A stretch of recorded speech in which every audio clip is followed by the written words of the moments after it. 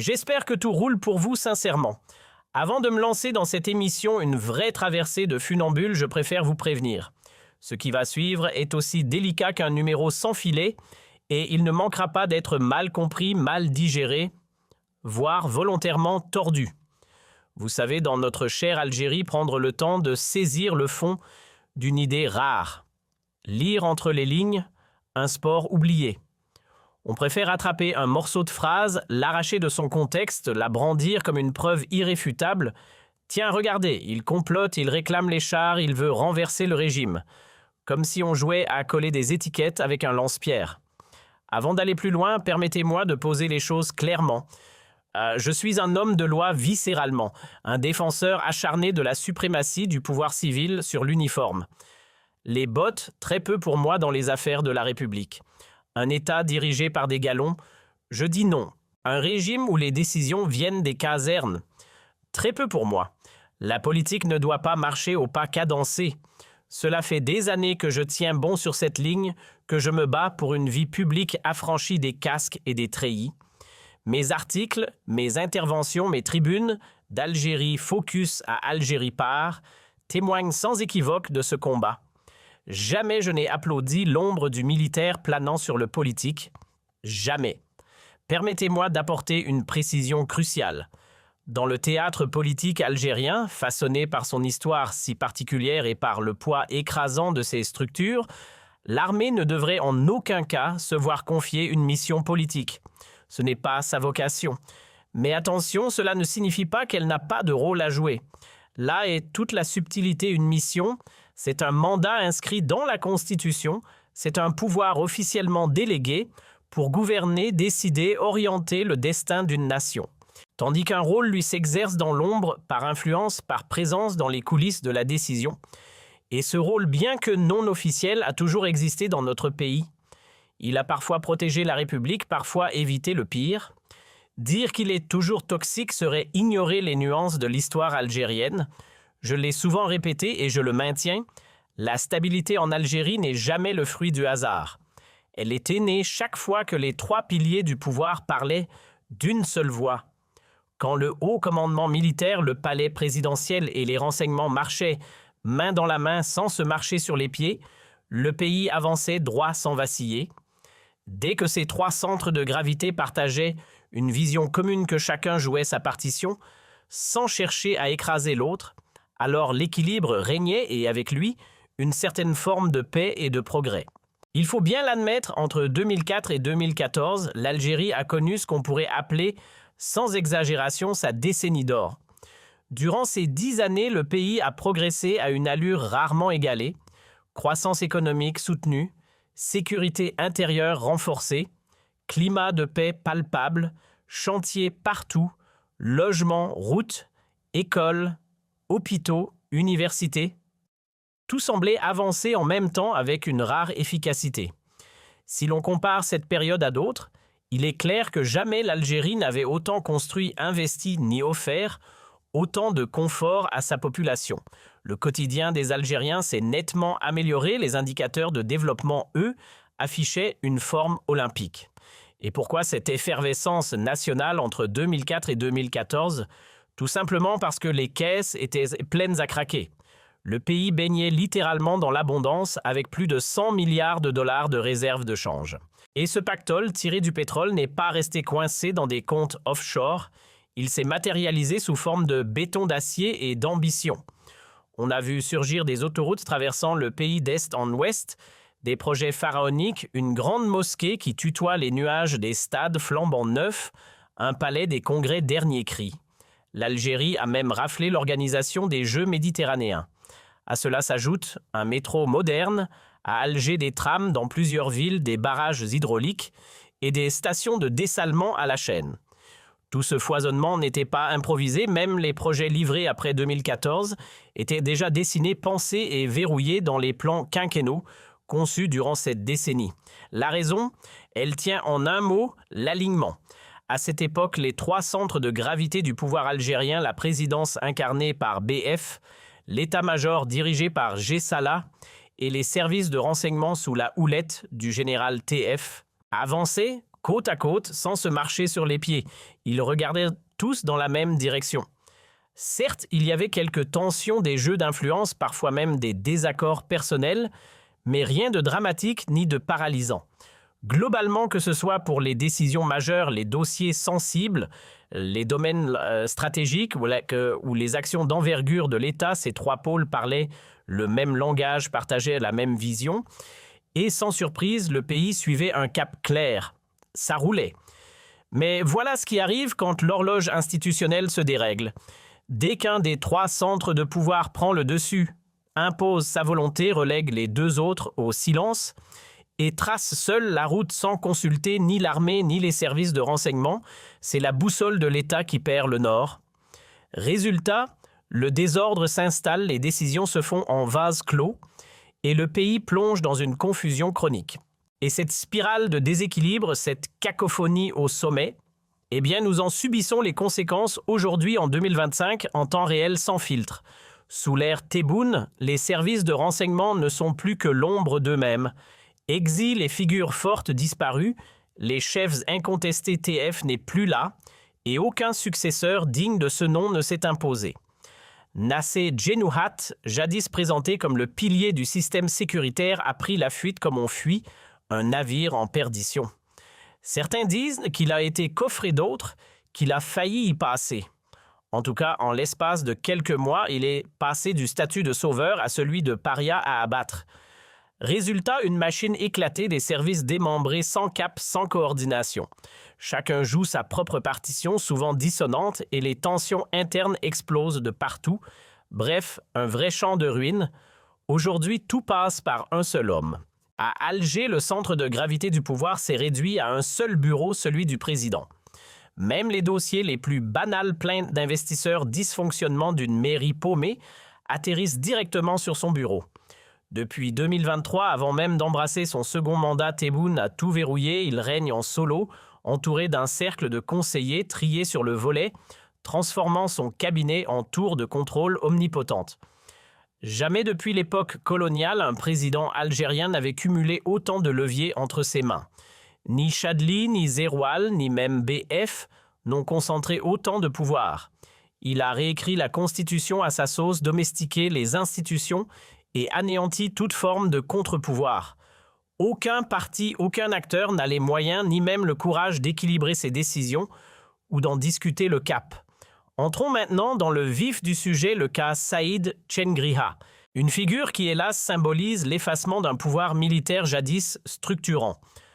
Par sa passivité, son manque de poigne, son absence de vision et, disons-le franchement, son amateurisme, il a ouvert un boulevard à la toute-puissance présidentielle.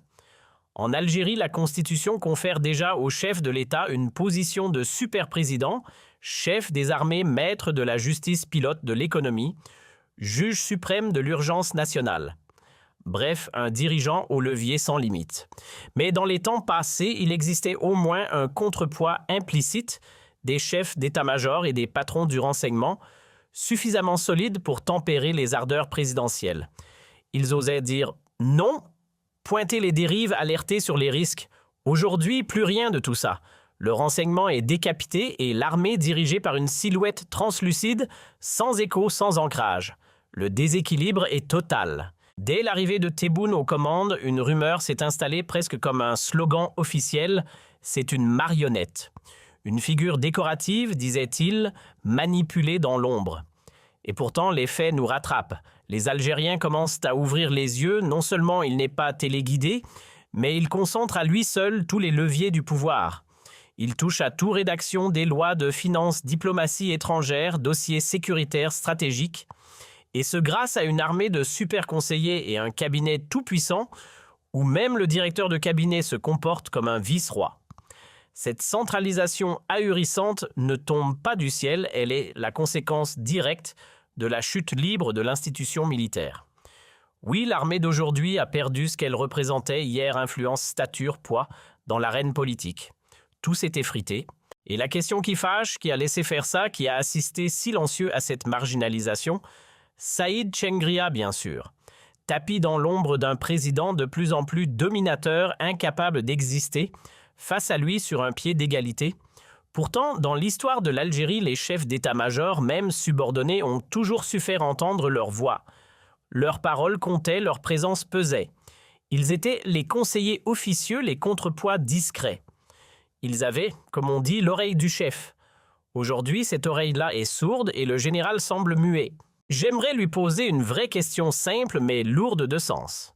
Monsieur Tchengria, êtes-vous seulement conscient de l'ampleur de votre silence? Réalisez-vous ce que vous laissez faire ou pire encore ce que vous choisissez de ne pas faire?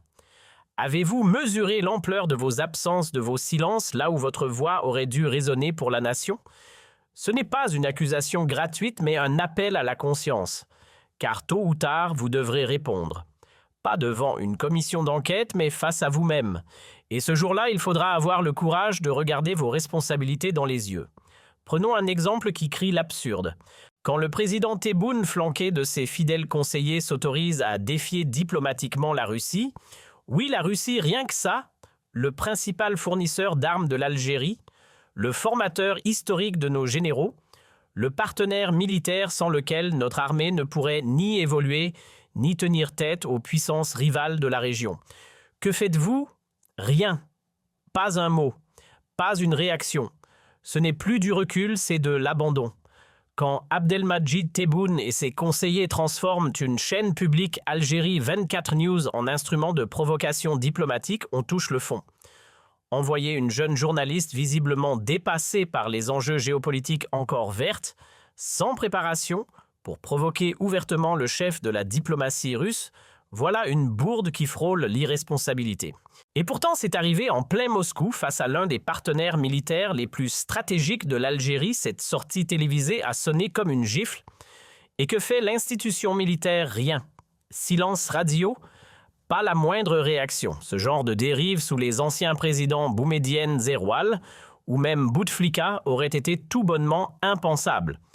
Aucune prise de position officielle ne se faisait sans un minimum de coordination avec l'armée. Jamais un chef d'État ou son entourage n'aurait osé jouer au pyromane diplomatique avec un allié clé sans en référer à l'état-major. L'armée aurait tapé du poing sur la table. Aujourd'hui, elle baisse les yeux. Si Gaïd Salah était encore parmi nous, jamais, au grand jamais, un tel dérapage n'aurait franchi le seuil d'un plateau télé, encore moins celui d'une conférence de presse tenue en plein cœur de Moscou, sous les yeux du ministre russe des Affaires étrangères.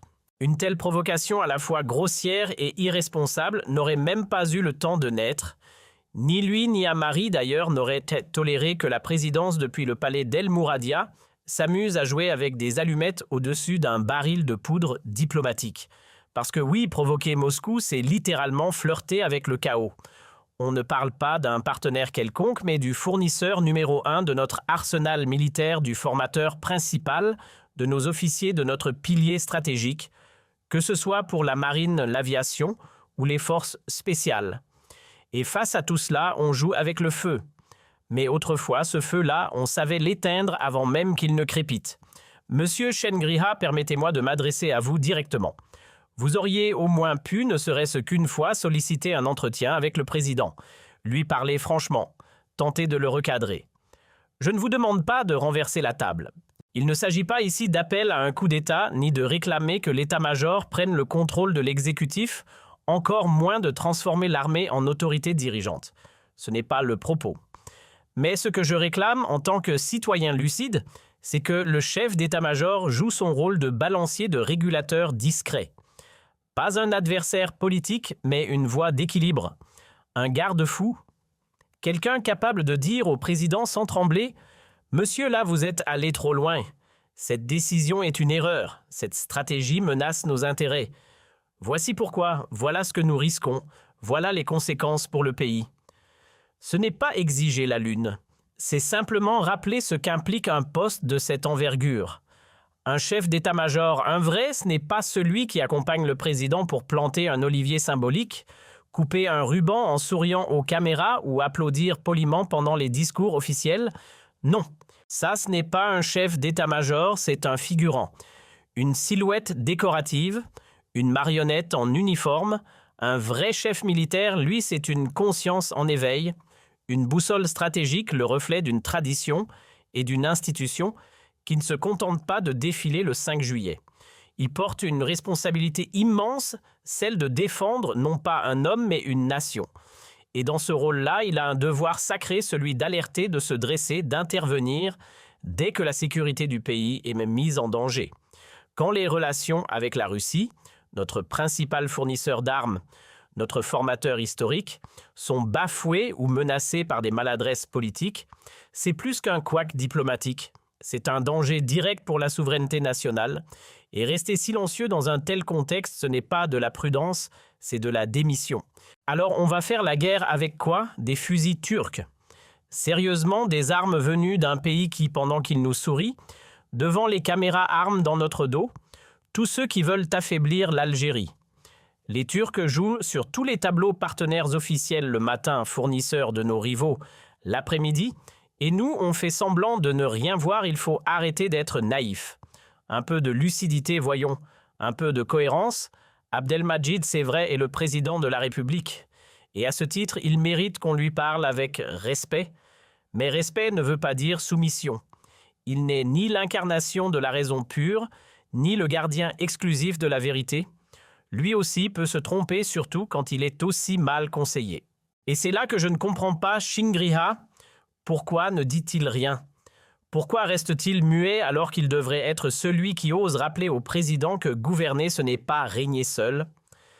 Monsieur le Président, ce qui s'est produit à Moscou face à Sergueï Lavrov est tout simplement indigne. Un véritable affront pour la diplomatie algérienne, une faute grave et surtout une humiliation publique pour le pays. Ce faux pas monumental a offert sur un plateau d'argent une opportunité en or au Maroc qui ne s'est pas privé d'en tirer profit.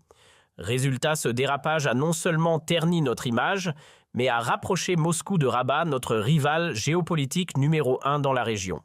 Un exploit, mais à l'envers. Et que fait notre chef d'état-major face à tout ça? Rien. Absolument rien. Pourquoi? Parce qu'il est incapable de lire les enjeux politiques, parce qu'il n'a aucune influence réelle et parce qu'il s'est enfermé dans une posture de toute puissance, isolée. Shingriha ne cherche ni équilibre, ni dialogue, ni vision stratégique. Ce qui l'intéresse, c'est de régner sans contestation, de faire le vide autour de lui, de rester le seul maître à bord de l'institution militaire. Pendant ce temps, le pays encaisse. Mais enfin, ce pouvoir, à quoi bon le brandir si l'institution qu'il représente n'est ni respectée, ni écoutée, ni même consultée lorsque l'essentiel est en jeu? À quoi bon porter l'uniforme de chef suprême si l'on devient invisible dès qu'il s'agit de défendre les intérêts stratégiques du pays?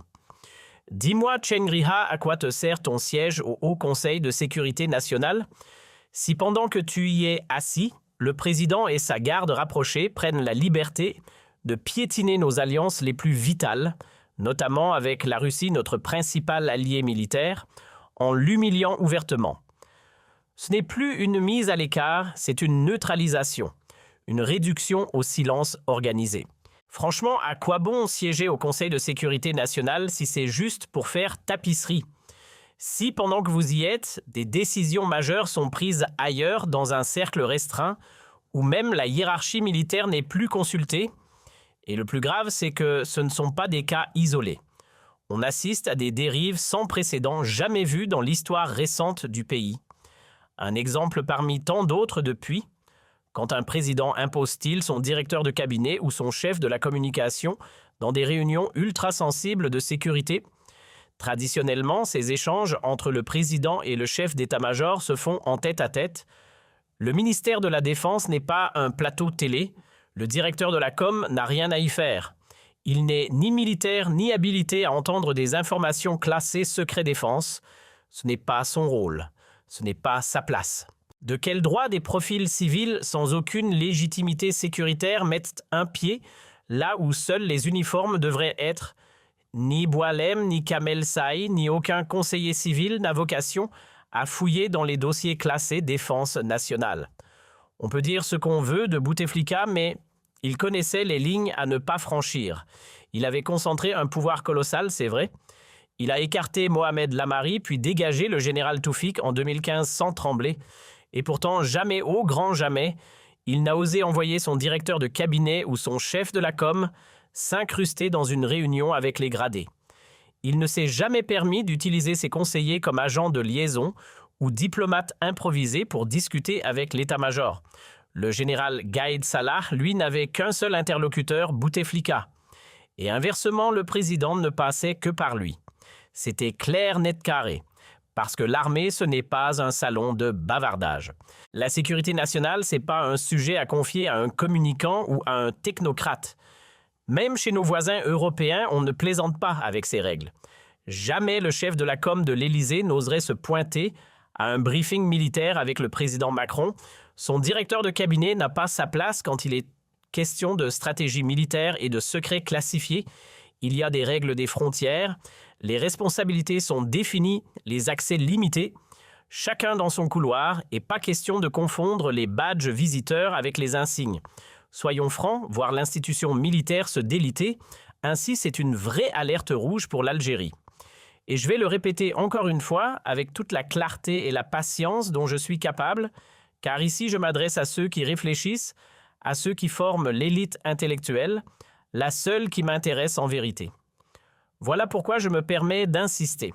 Lorsqu'un seul centre de pouvoir concentre toutes les manettes sans contrepoids, le résultat est toujours le même dérive en série glissement incontrôlé et perte de repères. L'Algérie n'est pas un pays simple à piloter.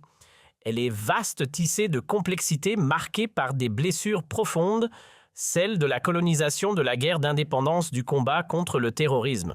C'est un pays qui exige une gouvernance partagée à 3 têtes. Il faut que les grandes décisions reposent sur un triangle d'équilibre où chacun joue sa partition pour que les infos soient croisées les angles vus les erreurs évitées. Car ce n'est qu'en combinant ces forces qu'on évite les décisions absurdes et les impasses politiques.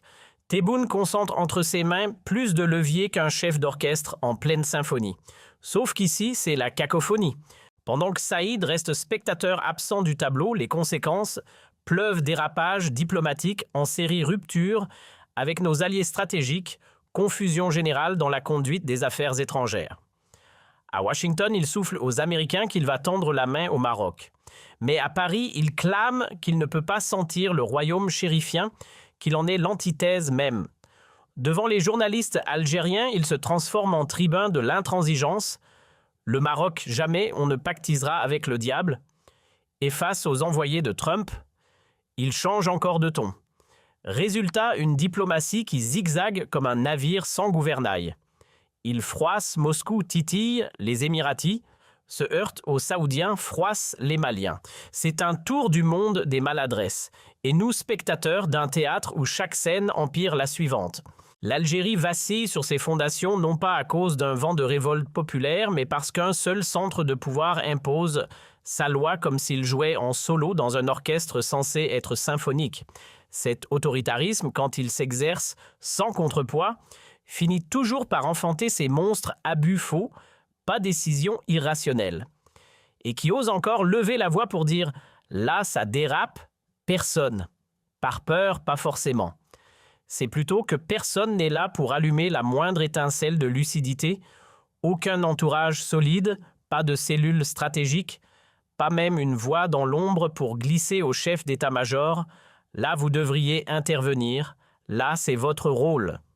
Mais non, silence radio. Pourquoi? Parce qu'il ne veut rien dire. Parce qu'il préfère que le président règne sans partage. Mais le plus ironique, c'est que ce pouvoir sans limite s'exerce en retour sur la seule institution censée tempérer l'excès l'armée elle-même. Le serpent se mord la queue. Un chef d'État digne de ce nom n'aurait jamais toléré que les geôles du pays débordent de ses propres généraux. Il n'aurait jamais fermé les yeux pendant que des colonels et officiers de haut rang croupissaient derrière les barreaux. Mais visiblement, le cap choisi, c'est celui du pire, ignorer tous les avertissements, multiplier les fautes, et surtout, interdire à quiconque de les nommer ainsi. Chez eux, l'échec se rebaptise en triomphe, la gaffe devient génie et la critique est trahison. Si vous ne comprenez pas, c'est que vous êtes stupide. Voilà en substance ce que ce régime pense de ceux qui osent questionner. Car ici, gouverner rime avec imposer et toute voix dissonante est une menace à éradiquer, non un désaccord à entendre. Et c'est bien cette manière de diriger, en mode bunker en écho fermé, qui conduit droit à l'instabilité. Alors oui, je le dis sans détour, général Chengria, vous avez manqué à l'appel. Ce n'est ni une attaque ni une diffamation. C'est le cri sincère d'un citoyen, d'un fils de cette terre inquiet pour le sort de sa patrie. Reprenez-vous, car un jour vos actes ou vos silences seront jugés par ceux qui hériteront du pays. Et ce qu'ils trouveront dans les livres d'histoire risque de peser lourd, trop lourd.